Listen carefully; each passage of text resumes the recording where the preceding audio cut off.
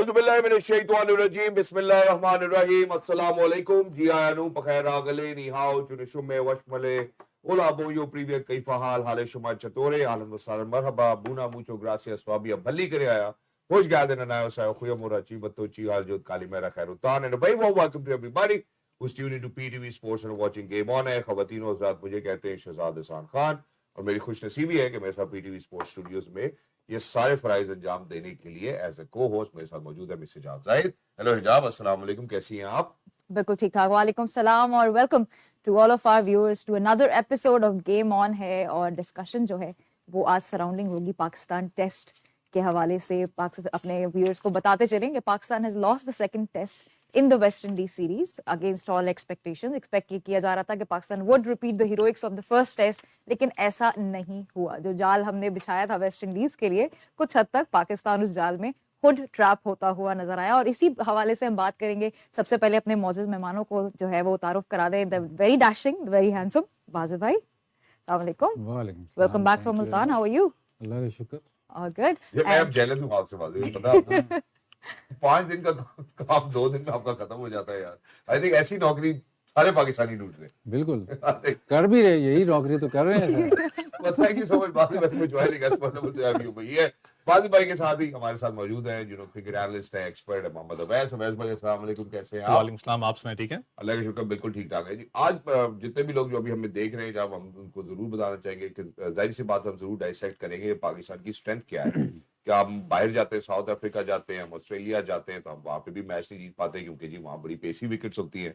हम घर आते हैं, हमारे डोमेस्टिक का स्ट्रक्चर कोई नहीं है, स्पिन काम कहते हैं जी, स्पिन विकेट्स बनानी चाहिए. एक रिजल्ट मिलता है, 2 रिजल्ट मिलते हैं, वो कहते हैं जी that's the way for Pakistan. उसके अंदर काफी सारी चीजें जो इंटरिम हेड कोच ने कहा उसके ऊपर भी हम जरूर डिस्कशन करना चाहते हैं. लेकिन सबसे पहले मैं ये चाहता हूँ कि हम जरा एक दफा ना नजर डाल लें कि यार मैच में क्या हुआ था, फिर उसके बाद उसको डिसाइड करने की कोशिश करें. ऑब्वियसली वेस्ट इंडीज ने जैसे ही टॉस जीता उन्होंने कहा कि भाई चौथी इनिंग्स तो हम नहीं खेलेंगे, हम तो पहले से शुरू करते ताकि पहली और तीसरी पे हो, ताकि उसके बाद हिस्टोरिक मार जो है वो पाकिस्तान को पड़ सके. But for West Indies, ladies and gentlemen, obviously I think it's in front of us as well. 55-87 वो थी. अब टेल एंडर सबसे आउट नहीं हो रही. मेरा ख्याल है ये की पॉइंट है जो हाईलाइट करना चाहिए.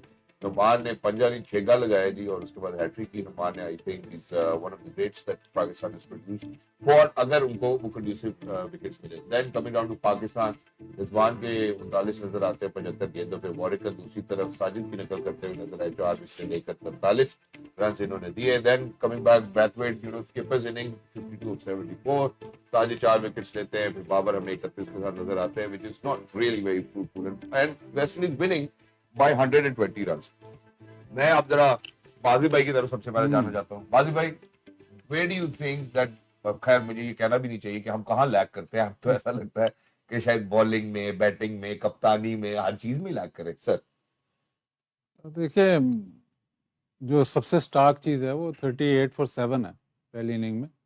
तो अगर आप कहते हैं कि टॉस वो जीत के उन्होंने बैटिंग की, टॉस का तो एलिमेंट खत्म हो गया. आपने 38 for 7 कर लिए. बिल्कुल. उसके बाद आपको आखिरी 3 विकेटों पे 125 रन होते हैं और फिर एंड में आप 120 रन से आते हैं. तो सामने है आप वजह क्या है कि आप हारे. अगर आप पहले टेस्ट में बात करें तो अगर 141 रन की पार्टनरशिप साउद और रिजवान की लगती है, वही मैच चेंजर थी.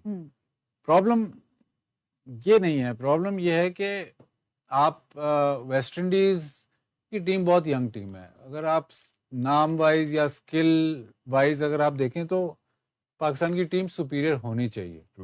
जब आप ऐसी पिचेस बनाते हैं तो इसका मतलब है कि जो गैप है ना टीमों में वो कम. जो खराब पिच होता है ना, तो फिर तो जो छोटा स्पिनर है, बड़ा स्पिनर है, वो बराबर हो गया, क्योंकि आप जहां भी बॉल करेंगे बॉल टर्न होगा.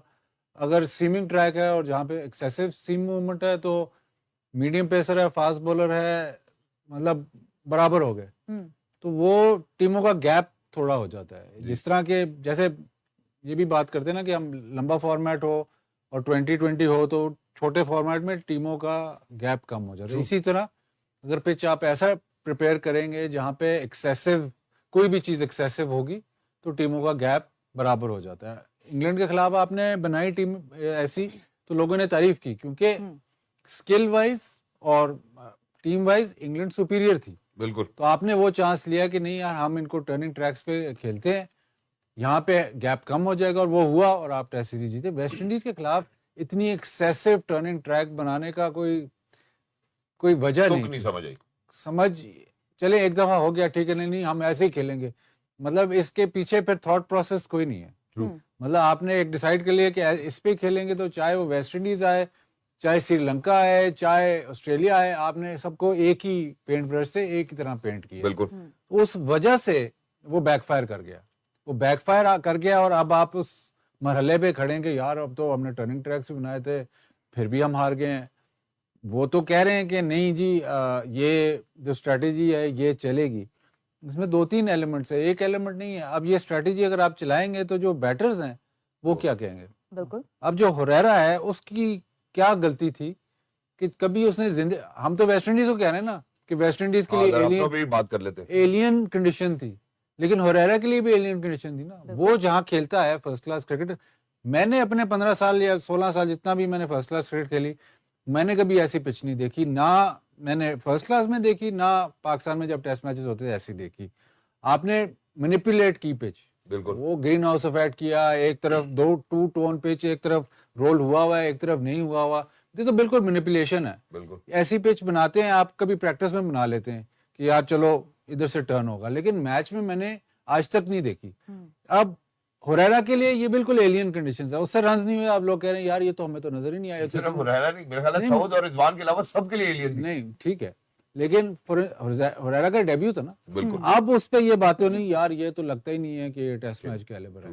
तो उसके साथ कितनी बड़ी ज्यादती है कि जहां वो प्रेपरेशन करता है, फर्स्ट क्लास क्रिकेट में इतने रन्स करता है, और उन कंडीशंस में, होम कंडीशंस में इतने रन्स करता है, और होम टेस्ट में उसको एलियन कंडीशंस मिल जाती है पहले टेस्ट में, होम पे डेब्यू करते हैं। होम पे। अब होम पे कहेंगे जी इससे अब रन्स नहीं हुए, अब वो कहेंगे यार ये तो होम कंडीशन तो नहीं है। बिल्कुल। अगर आप जब वो बाहर जाएगा तो आप कहेंगे ये भी बाहर की कंडीशन, होम कंडीशन वो भी बाहर की। शांत से मैंने सवाल पूछा था, मैंने कहा अगर आपने ऐसे करना है तो डोमेस्टिक में, हाँ जी डोमेस्टिक में भी अब ऐसी पिचेस बनेगी।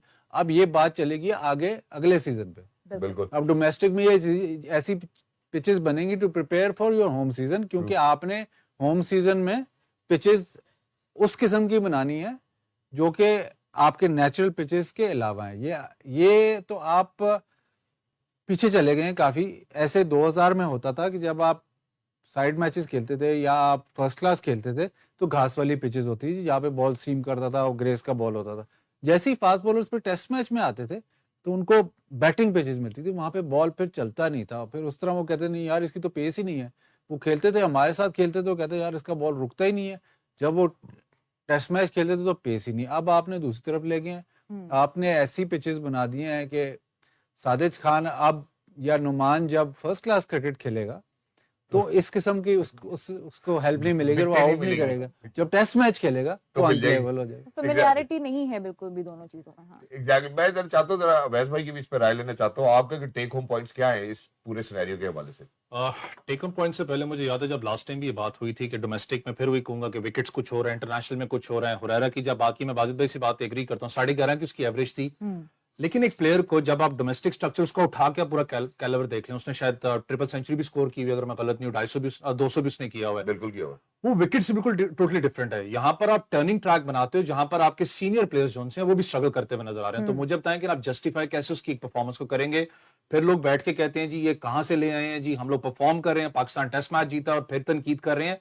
तनकीद इसलिए की जाती है, ये है शॉर्ट टर्म प्लानिंग। मैं इस चीज पे बहुत ज्यादा पहले भी जोर देता हुआ हूं। आकिब भाई की बात करें, ठीक है आप हेड कोच हैं, आप अपना सिलेक्शन कमेटी में भी आप बैठे हुए हैं, लेकिन याद रखें आज अंडर द फायर कौन? अभी ऑफ एयर हम बात कर रहे थे, शान मसूद को जो सवाल पड़ा था, जो भी मामलात हैं, अंडर द फायर कप्तान हुआ, क्योंकि फेस तो कप्तान ने करना है प्रेस कॉन्फ्रेंस में, हेड कोच ने नहीं करना। बल्कि आना चाहिए था पीछे दोबारा दूसरे मैच के बाद। देखो शहजाद भाई, आप पीछे बैठ के मैं डिफेंड नहीं कर रहा शान को, उसकी परफॉर्मेंस ठीक है, अंडर द रडार है, लेकिन आप पीछे बैठ के आप इख्तियारात लेते हो कप्तान से, आप कहते हो जी अपना सिलेक्शन कमेटी आपको एक टीम बना के देगी, आपने उसको जाके अंदर लड़ाना है। फिर जब बारी आती है हारने की तो आप कसूरवार कप्तान को करते हो, आप कोच को नहीं पकड़ते। आज मैं भी कप्तान को कह रहा हूं जी कप्तान की परफॉर्मेंस क्या है जी, ये क्या है। लेकिन विकेट्स के ऊपर यार ये शॉर्ट टर्म प्लानिंग है, आप लॉन्ग टर्म प्लान पे नहीं चल सकते हो। आप डोमेस्टिक का जो एक लड़का आज उठा के डोमेस्टिक किसी प्लेयर से बात करे ना, जो पेस बैटरी वाला है, वो इस विकेट को देख के ये कहता है कि क्या मेरा फ्यूचर है पाकिस्तान क्रिकेट के अंदर, टेस्ट क्रिकेट की जो मुझे टैगलाइन लगाई जाती है। बैटिंग की आप बात करें, बैट्समैन भी अब वो ज़हनी तौर पर परेशान है, आखिर करें क्या? आज मैं बैठ के साउथ शकील को अगर मैं क्रिटिसाइज करता हूं, कामरान गुलाम ने जिस सीजन में परफॉर्म किया उस विकेट को डोमेस्टिक में देखो और इस इंटरनेशनल के अंदर जो विकेट देखो, टोटली डिफरेंट है यार। पॉइंट एक आपने कहा जी शॉर्ट टर्म प्लानिंग है। मेरा ख्याल है मैंने बाजिद भाई से भी ये सवाल किया था कि यार हो सकता है कि शायद शान को वो राइट नहीं मिलता, लेकिन जहां से डिसीजन मेकिंग हो रही है जरा उस माइंडसेट को मैं थोड़ा सा जरा एक्सप्लोर करना चाहता हूं, क्योंकि उसके अंदर कुछ नेगेटिव्स भी हैं, कुछ पॉजिटिव्स भी हैं। आगे भाई ने अपनी पहली ये जो प्रेस कॉन्फ्रेंस की थी पहले टेस्ट मैच के बाद, उसमें क्या कहा था जरा सुनवाना जरूरी है, ताकि उसके भाई आपके भाई जो इंटरिम हेड कोच का जो विजडम है वो ये कहता है कि जी हम होम पे अगर अपनी कंड्यूसिव कंडीशंस नहीं बनाएंगे तो कम से कम हम फाइनल में ना होते तो हम रेस में तो होते। 9वें नंबर से अब हम रेस में हैं, पहुंच जाएंगे कहीं। नहीं, ये तो साइकिल खत्म हो गया ना। बिल्कुल, मैं यही तो कह रहा हूँ। अगले साइकिल की बात कर रहे हैं अब मैं साइकिल के हवाले से भी लेकिन इसमें फर्स्टली आपने ये कंसीड कर लिया है कि आप अच्छी पिच पे या बेहतर पिच पे मैच जीत नहीं सकते। फर्स्टली आपने कंसीड कर लिया है कि आपकी टीम इस लेवल की है कि अनलेस के 2 दिन में मैच खत्म ना हो या 2.5 दिन में मैच खत्म ना हो, आप शायद वो आपके endure पास नहीं कर चांस सकते। नहीं है मैच जीतने का। बिल्कुल तो अगर आपने होम कंडीशन में भी अगर मैच जीतना है तो ऐसी पिच होनी चाहिए जहाँ पे विकेटें ही गिरें, क्योंकि ये सर मैं पोजीशन भी दिखाना चाहता हूँ जो साइकिल के एंड पे अब हमारी है। 5वीं की बात करते हैं जी, 5वीं पोजीशन थी 2019 से 21 में। ये बता दूं श्रीलंका में शायद हम पाकिस्तान जीता था 1-0, 2 मैचेस थे। उसके बाद अगर हम 2023 से 25 की 21 से 23 की साइकिल में आते हैं तो 7वीं पोजीशन पे हमने एंड किया था, नीचे ही आ रहे, डिटीरियोरेट हो रहे। उसके बाद अगर हम आखिरी साइकिल की बात करते हैं 23 से 25, तो अब हम 9वीं पे एंड कर रहे हैं। उसमें पहली जो श्रीलंका के साथ सीरीज थी बाबर की कप्तानी में हम खेले वो जीते थे। उसके बाद हम ऑस्ट्रेलिया से हारे 3-0, शान कप्तान थे। फिर बांग्लादेश से हारे होम पर, फिर इंग्लैंड से 2-1 हमने विन किया। फिर साउथ अफ्रीका से हम 2-0 हारे और अभी हम वेस्ट इंडीज से हमने ड्रॉ किया। जी सर, 9वीं पे एंड किया। देखिए, आप और पीछे चले जाते हैं। आप जब ऑस्ट्रेलिया इधर आती है, पाकिस्तान में आती है, तो आपने ऑस्ट्रेलिया की बॉलिंग देख के आपने कहा कि नहीं जी हम ऐसे बिल्कुल ही फ्लैट पिचेस बना दे, तो ऑस्ट्रेलिया आपको 1-0 हरा के चली जाती है। इससे कॉन्फिडेंस जो आप बात समझ नहीं रहे ना, वो ये है कि आप प्लेयरों को क्या मैसेज दे रहे हो। तो प्लेयर्स को आपने पहले ये बता दिया कि जी उनकी बॉलिंग बहुत अच्छी है, इनके खिलाफ हम खेल नहीं सकते, आप ऐसी फ्लैट पिचेस बनाओ ताकि मतलब उनको नलिफाई करो उनके फास्ट बॉलर्स को। बिल्कुल ठीक है, उसके खिलाफ आप हार जाते हैं। फिर आप खेलते हैं इंग्लैंड के खिलाफ। इंग्लैंड में पहली पिच आप ऐसी बनाते हैं जहाँ पे 500 एक दिन में हो जाता है, और उस पिच पे मतलब मेरे ख्याल वो बैज बॉल का पीक था, क्योंकि जो बेन स्टोक्स ने किया वो कामयाब है और वो आपको मैच हरवा देते हैं। फिर आप जाते हैं मुल्तान। मुल्तान में आप जो पिच बनाते हैं वो ठीक पिच होता है, वो आप अपनी तरफ से टर्निंग ट्रैक ही बनाते हो। वो मैच मेरे ख्याल 3 या 4 दिन में ही खत्म होता है, तो 5वें दिन तक जाता नहीं है। वेस्ट इंडीज वो इंग्लैंड जरूर जीत जाता है, बट उस पिच में कोई उस तरह मतलब डिटीरियोरेशन नहीं थी, उस तरह फॉल्ट नहीं थी कि जी ये स्पिनिंग ट्रैक नहीं है। मेरे आई थिंक वो शायद सबसे कंपेटिटिव टेस्ट मैच वही था। अबरार ने इतने आउट किए थे। फिर आप खैर उसके बाद जब आप कराची जाते हैं तो वो टीम उस वक्त तक ये हाल हो जाता है कि कराची आप जो भी पिच बनाते हैं आपने मैच हारना ही। अब शान मसूद कप्तान बनता है, ऑस्ट्रेलिया जाता है। ऑस्ट्रेलिया में आप कम्पीट करते हैं, लोग कहते हैं जी बड़ी अच्छी टीम है ऑस्ट्रेलिया में, आप कम्पीट करते हैं, आप 3-0 हारते हैं लेकिन आप कम्पीट करते हैं। तो जब आप वापस आते हैं तो आप बांग्लादेश के खिलाफ आप कहते हैं कि जी पिचेस जो हैं वो थोड़ी सपोर्टिंग बनानी चाहिए। पिचेस सपोर्टिंग बनती है, उस पर भी लोग रोना शुरू कर देंगे जी पिच सपोर्टिंग नहीं है, ये देखो कितना स्कोर हो गया। एक मैच में आप 26 पे 6 आउट कर लेते हो और टेस्ट मैच हार जाते हो। उनके फास्ट बॉलर भी आउट करते हैं, उनके स्पिनर भी आउट करते हैं, आप टेस्ट मैच हार जाते हो। फिर इंग्लैंड आता है, फिर आप हारना शुरू होते हैं। फिर आपको ये आती है कि नहीं जी आप टर्निंग ट्रैक बना दो। टर्निंग ट्रैक में 2 मैच जीते हो आप, तो आप समझते हो कि this is the way forward, this is the way forward. तो इसका मतलब ठीक है, आप कर लो, अगले 4-5 जो जितने टेस्ट मैच है उसमें भी बना लो, लेकिन आप ये देखो कि एक तो इस फैसले से अगर आप मैच, चलो अगर इतना आपकी तरफ हो जाए कि आप मैच जीते रहो तो ठीक है, लेकिन आपको फिर सबको ऑन बोर्ड लेना पड़ेगा। फॉर इंस्टेंस कोई बैटर भी है, वो अगर होम पे रन्स नहीं कर रहा, बाहर की कंडीशन तो वैसी डिफिकल्ट होती है, होम पे रन्स नहीं कर रहा, चाहे जो मर्जी हो, चाहे 2 दिन में मैच हो रहे हैं, चाहे 1 दिन में 20 आउट हो रहे हैं, जब बैटर रन्स नहीं कर रहा तो उसका कॉन्फिडेंस नीचे आएगा ही आएगा, जो मर्जी हो जाए।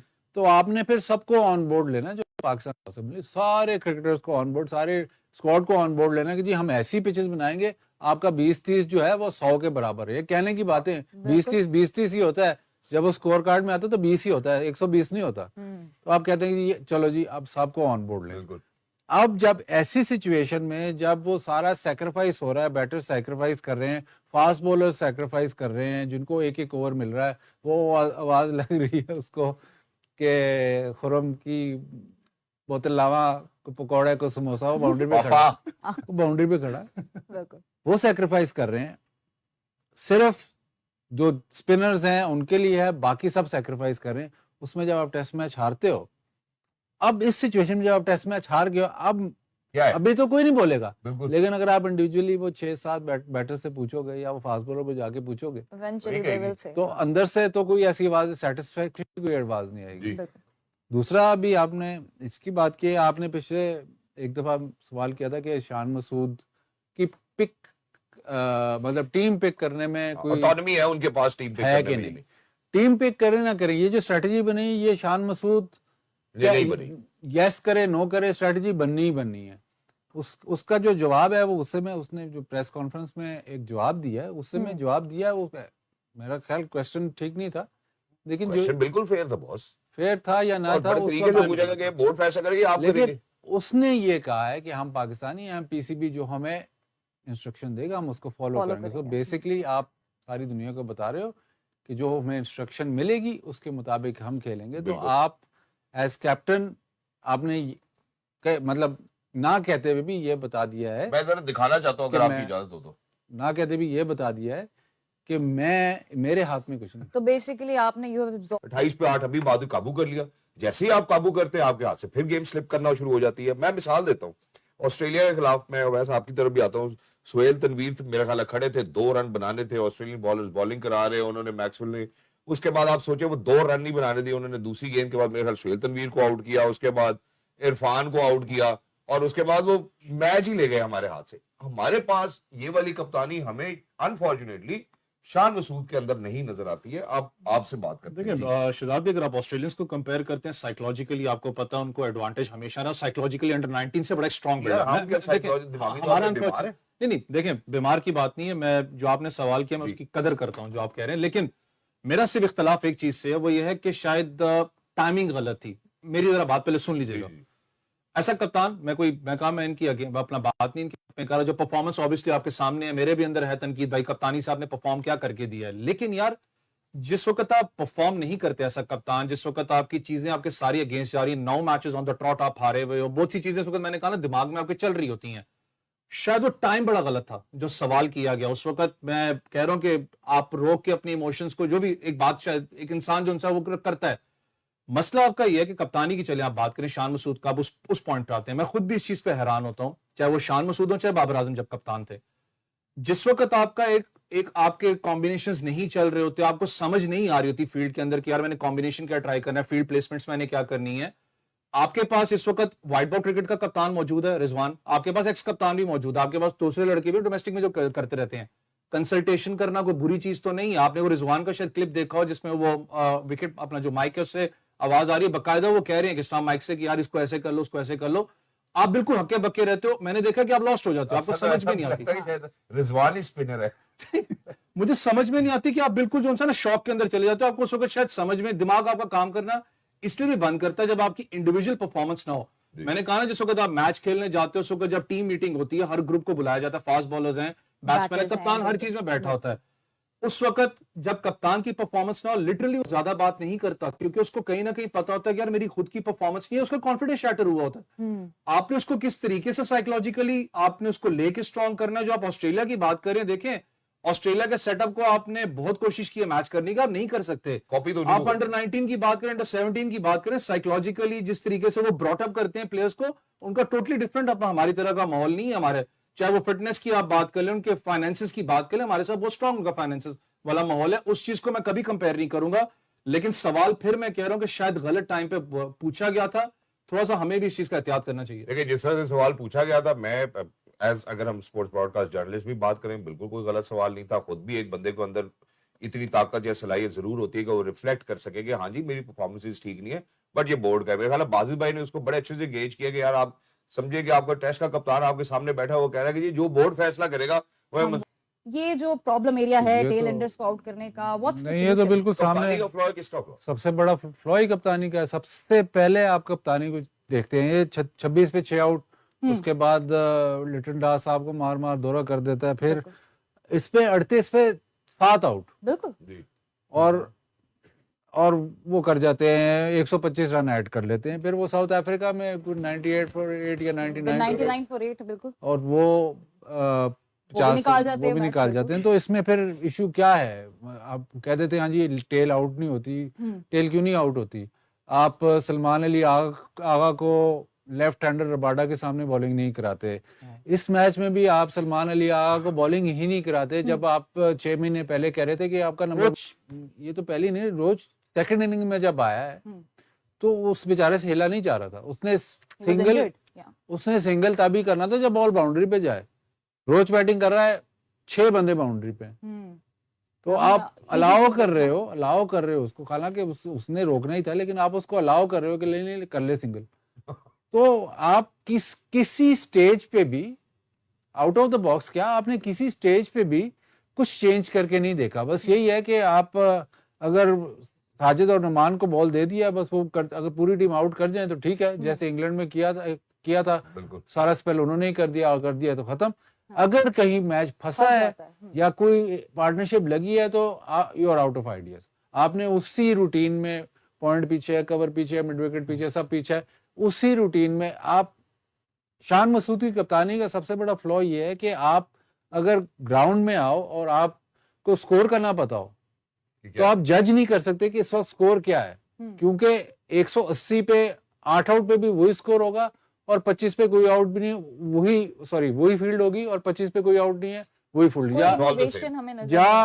या प्रॉपर बैटर खेल रहे हो तो वही फील्ड होगी, अगर टेल एंडर खेल रहे हैं तो वही फील्ड होगी। तो वो आपको उस फील्ड प्लेसमेंट में या गेम, मुझे लगता है कि स्पेशली कप्तानी में थोड़ी सी गेम अवेयरनेस, जो बहुत, मतलब मैं लफ्ज इस्तेमाल नहीं करता लेकिन ये बहुत यूज होता है, वो बहुत लैकिंग है। अगर आप फॉर इंस्टेंस रिजवान कप्तानी करता है तो चलो गलती होती है, लेकिन करता रहता है, कोई अपना प्रोएक्टिवनेस आपको नजर आती है उसमें।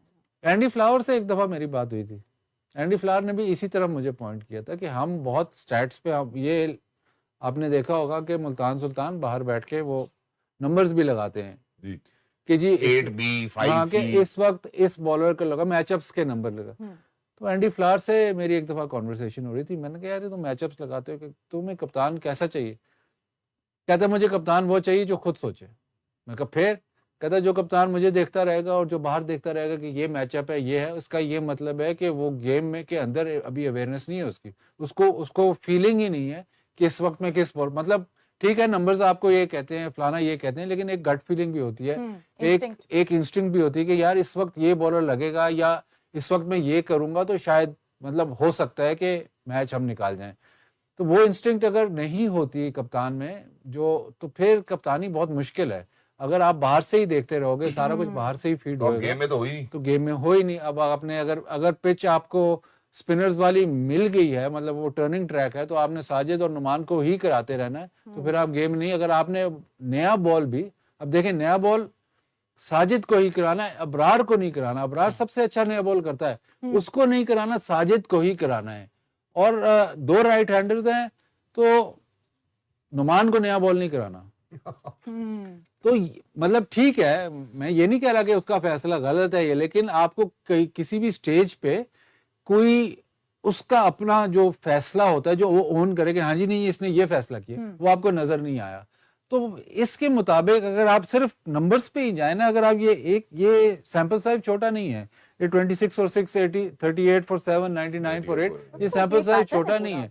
आप ये कह देना कि जी हमारे पास बॉलर नहीं है, पिच ही ऐसा है जहां पे बॉलर की जरूरत, मतलब बॉलर आउट ही कर रहा है, तो बॉलर क्या नहीं है, मतलब वो तो ऐसे है कि अगर बहुत, मतलब सीधा पिच है जहां पे कुछ नहीं हो रहा, जहां पे 250 पे चलो आपने 5 आउट कर लिए और टेल ने भी रन्स कर दिए, तो आप कहते हैं नहीं हमारे पास फास्ट बॉलर नहीं है, हमारे पास रिस्ट स्पिनर नहीं है, हमारे पास वो एक्स फैक्टर नहीं है। इस पिच पे तो एक्स फैक्टर की जरूरत ही नहीं है। नहीं थी इस पिच पे किसी किस्म के एक्स फैक्टर की जरूरत नहीं थी। मेरे ख्याल में जो थोड़ी सी जरूरत थी वो सिर्फ दिमाग लगाने की जरूरत थी, जो अनफॉर्चुनेटली शान मसूद साहब नहीं लगा सके। और गेम अवेयरनेस की आपने बात की, बड़ी बात है, क्योंकि देखिए एक चीज है माइंडफुलनेस। जब आप एक स्टेडियम में मौजूद है, ग्राउंड पे मौजूद है, you need to be mindful. You know आप कप्तान है, आपके हाथ में वो रेंज है जिसको आप लेफ्ट और राइट करेंगे तो आपको अपना कंडूसिव डिसीजन आप ले सकते हैं। मैं जरा वापस अवैस भाई की तरफ जाना चाहता हूँ। अवैस भाई, ऑब्वियसली ये बात मेरे ख्याल है बाजी भाई ने ब्यूटीफुली रैप अप कर दी है कि शान वैसा कप्तान नहीं जैसा हमें कप्तान चाहिए था। अब मेरा ख्याल है ये बात शुरू करनी चाहिए। आज अभी तक ये बात कहीं नहीं हुई, ना किसी ने की है, मुझे नहीं पता क्यों नहीं कर रहे। लेकिन आपके ख्याल में टेस्ट की कप्तानी कौन अच्छी कर सकता है अब, अगर दौरे हाल में हम बात करते हैं तो?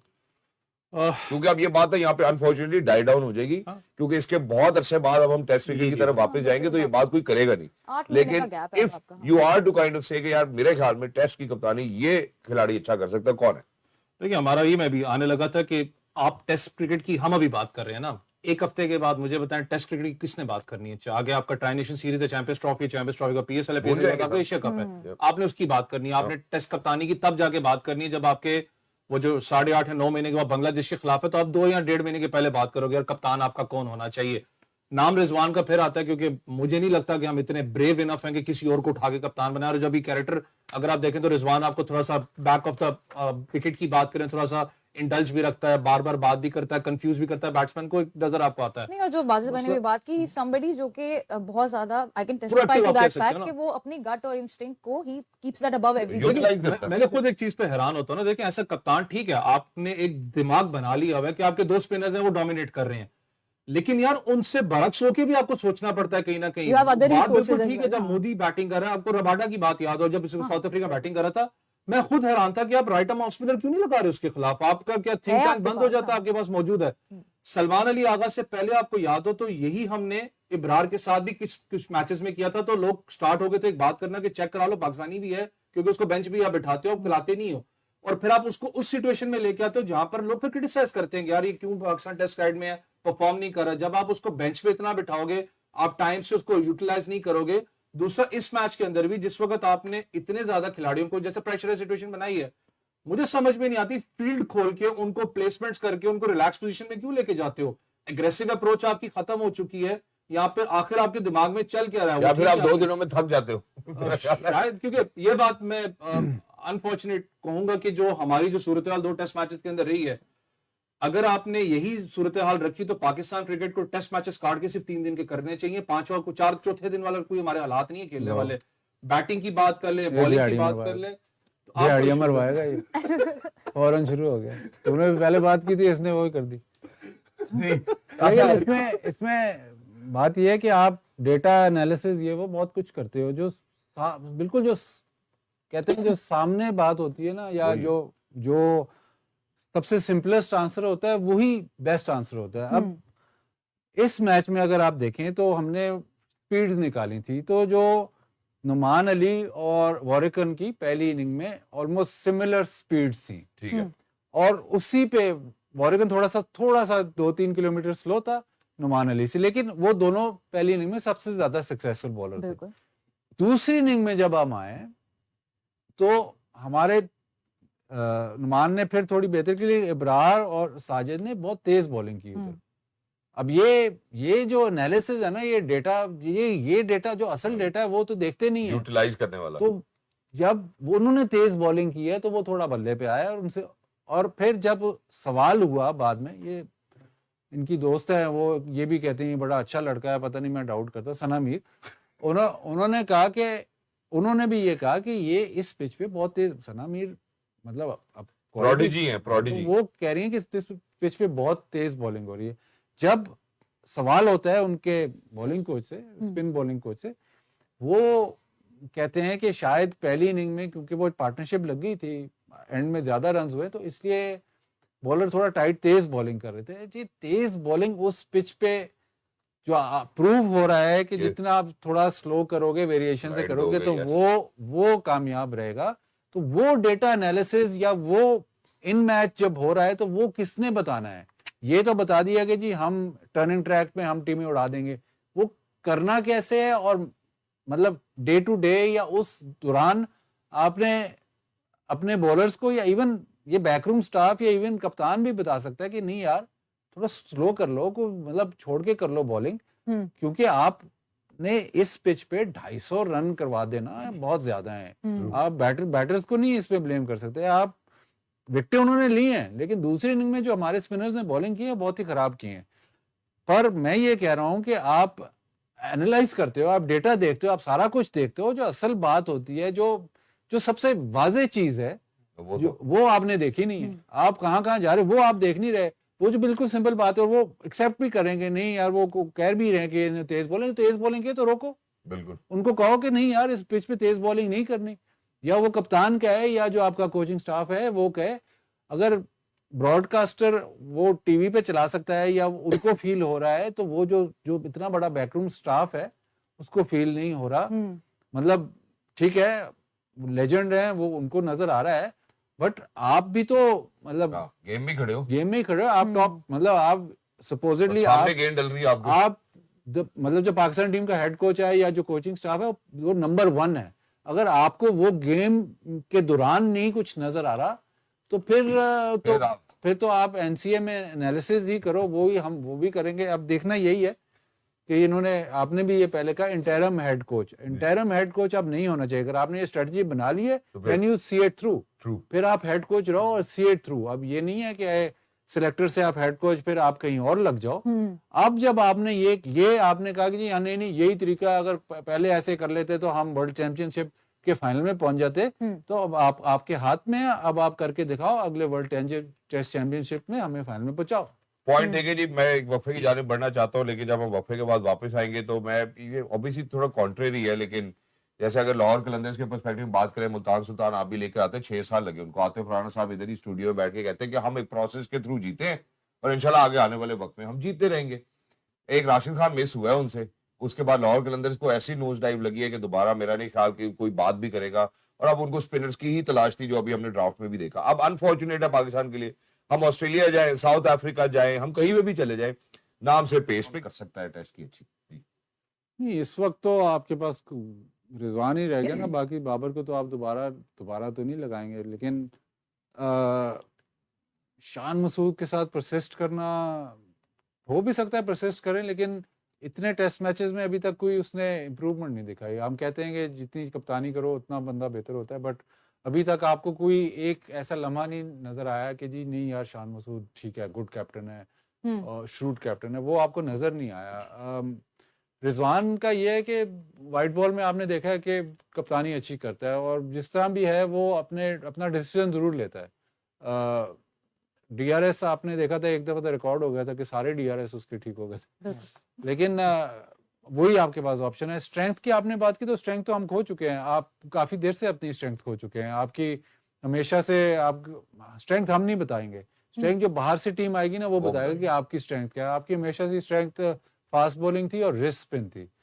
रिस्ट स्पिन आपकी बहुत बड़ी स्ट्रेंथ थी, जिसको आप बिल्कुल लिफ्ट नहीं कराते। रिस्ट स्पिन अगर आपने सिडनी में टेस्ट मैच जीता तो मुश्ताक अहमद उधर बॉलिंग कर रहा था। अगर आपने इधर इंग्लैंड को जो पिछली जब इंग्लैंड आई थी बिफोर हमारे वो श्रीलंका के अटैक से पहले जब आई थी, शुएब अख्तर ने जरूर जिताए थे, लेकिन दानिश कनेरिया साथ बॉलिंग कर रहा था, उसने आउट किए थे।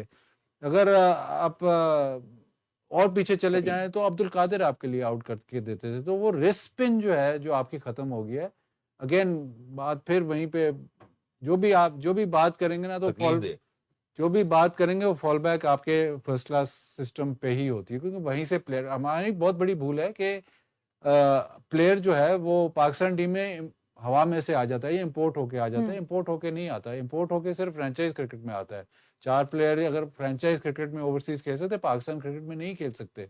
तो वो जो प्रोडक्ट होता है वो एनवायरनमेंट से ही डेवलप होता है। अगर आप प्रोडक्ट फ्रेंचाइज क्रिकेट से पाकिस्तान की टीम में आते हैं, वो भी तो इसी तरह देखिए, अगेन आप फ्रेंचाइज को ब्लेम करते हैं, मैं फ्रेंचाइज को ब्लेम नहीं करता। फ्रेंचाइज को आपको अलहदा रखना है, फ्रेंचाइज अलहदा क्रिकेट है, ये अब नर्सरी नहीं है पाकिस्तान क्रिकेट बनाने के लिए। मुझे देखिए एक बात बड़ी इंपॉर्टेंट है, अगर वो इन्फ्लुएंस करते हैं तो गलत है। Thank you. लेकिन एक फ्रेंचाइज ओनर ने मुझे खुद ये बात बोली, ठीक है, देखो सारे लड़के तो हमारे खेल रहे टीम में। बिल्कुल ठीक है, अगर वो इन्फ्लुएंस करते हैं पाकिस्तान टीम या पाकिस्तान के डोमेस्टिक बोर्ड को या डोमेस्टिक क्रिकेट को, तो वो गलत है, क्योंकि फ्रेंचाइज अलहदा है।